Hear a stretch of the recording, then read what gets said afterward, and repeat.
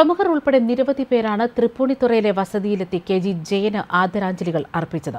ലായം കൂത്തമ്പലത്തിലെ പൊതുദർശനത്തിന് പിന്നാലെ വൈകിട്ട് തൃപ്പൂണിത്തുറ ശ്മശാനത്തിൽ ഔദ്യോഗിക ബഹുമതികളോടെയാണ് മൃതദേഹം സംസ്കരിക്കുക.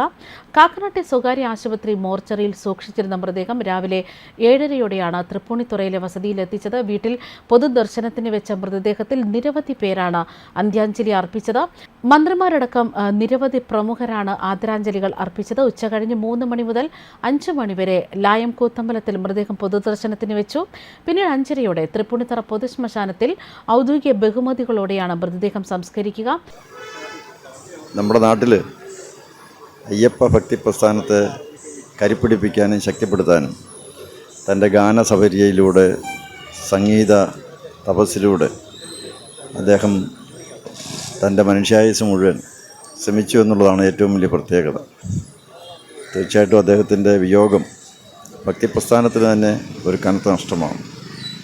അയ്യപ്പ വിശ്വാസത്തെ ഒരു വ്യാപകമാക്കാൻ, നാട്ടിൻ്റെ കുഗ്രാമങ്ങളിലേക്ക് എത്തിച്ചു കൊടുക്കാൻ, സാധാരണക്കാരുടെ ചുണ്ടിലും അയ്യപ്പ ഗാനങ്ങൾ എപ്പോഴും അലയടിക്കാൻ ഇടയാക്കിയത് അദ്ദേഹത്തിൻ്റെ ആ ഗാന മാധുരിയും ആ സംഗീത നിർച്ചരിയുമാണ്. അദ്ദേഹത്തിൻ്റെ ആ പാവന സ്മരണയ്ക്ക് മുന്നിൽ ആദരാഞ്ജലികൾ അർപ്പിക്കുന്നു. കെ.ജി. ജയൻ സംഗീതത്തിന് വേണ്ടി ജീവിതം ഒഴിഞ്ഞുവെച്ച ഒരു മഹാപ്രതിഭയാണ്. അദ്ദേഹത്തിൻ്റെ വേർപാടിൽ അനുശോചനവും രേഖപ്പെടുത്തുന്നു. അദ്ദേഹത്തിൻ്റെ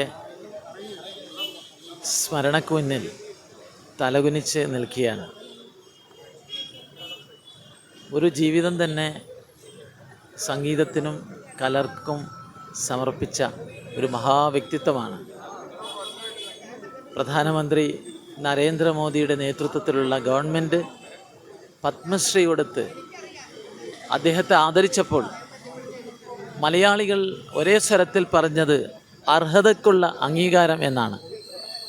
ആ വലിയ മനുഷ്യൻ്റെ ഓർമ്മകൾക്ക് മുന്നിൽ തലകുനിച്ച് നിൽക്കുന്നു. ഇത്രയും തുറന്ന ശബ്ദത്തിൽ പാടുന്ന ഒരു പാരമ്പര്യമുണ്ട്. അത് ചെമ്പയിൽ നിന്ന് തുടങ്ങുന്നൊരു പാരമ്പര്യമാണ്. ആ ചെമ്പയിൽ നിന്ന് തുടങ്ങുന്ന ആ പാരമ്പര്യം സംഗീതത്തിൽ സൂക്ഷിച്ച സംഗീതജ്ഞനാണ് ജയവിജയന്മാർ രണ്ടുപേരും. കാരണം അവരുടെ ശബ്ദം നമുക്കറിയാമല്ല, യാതൊരു ഇൻഹിബിഷനും ഇല്ലാതെ തുറന്ന ശബ്ദത്തിലാണ് അത് ചെയ്യാറുള്ളത്. ഞാൻ അദ്ദേഹത്തിൻ്റെ പാട്ടുകളുടെ ആരാധകനാണ്. ചൊവ്വാഴ്ച പുലർച്ചെയായിരുന്നു കെ.ജി. ജയന്റെ അന്ത്യം. വാർദ്ധക്യ സഹജമായ അസുഖത്തെ തുടർന്ന് ഏറെ നാളെ വീട്ടിൽ വിശ്രമത്തിലായിരുന്നു. തൃപ്പൂണിത്തുറയിലെ വസതിയിൽ വെച്ചായിരുന്നു അന്ത്യം. ചെറുപ്രായത്തിൽ തന്നെ കർണാടക സംഗീത രംഗത്ത് ശോഭിച്ച ജയവിജയന്മാരുടെ കൂട്ടുകെട്ടിൽ ആയിരക്കണക്കിന് ഗാനങ്ങളാണ് പിറവിയെടുത്തത്.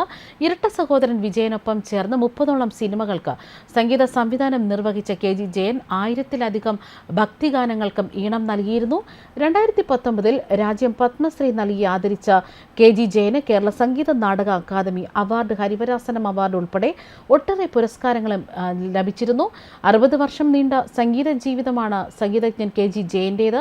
ഇരട്ട സഹോദരനായ കെ.ജി. വിജയനൊപ്പം ചേർന്ന മികച്ച ഭക്തി സിനിമാ ഗാനങ്ങളും ശാസ്ത്രീയ സംഗീതവും അദ്ദേഹം ഒരുക്കി. ജയവിജയന്മാർ എന്ന പേരിലാണ് സംഗീത ലോകത്ത് സഹോദരങ്ങൾ നിറഞ്ഞു നിന്നത്. ശബരിമല നട തുറക്കുമ്പോൾ കേൾക്കുന്ന ശ്രീകോവിൽ നട തുറന്നു എന്ന ഗാനവും ഇദ്ദേഹത്തിൻ്റെത് പ്രശസ്തമാണ്. 1988 വിജയന്റെ നിര്യാണത്തോടെ തനിച്ചായെങ്കിലും ഭക്തിഗാനങ്ങളിലും കച്ചേരികളിലും കെ.ജി. ജയൻ സജീവമായി തുടരുകയായിരുന്നു.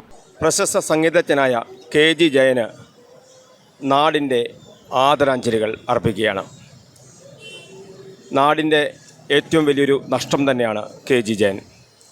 ഇവിടെ പൗരപ്രമുഖരായിട്ടുള്ള നിരവധി ആളുകളാണ് അദ്ദേഹത്തെ അവസാനമായി കാണുവാനായിട്ട് ഒഴുകിയെത്തുന്നത്. ക്യാമറാമാൻ സാബു പടുതിലയോടൊപ്പം മാട്ടി മേലാച്ചേരി, തൃപ്പൂണിത്തുറ.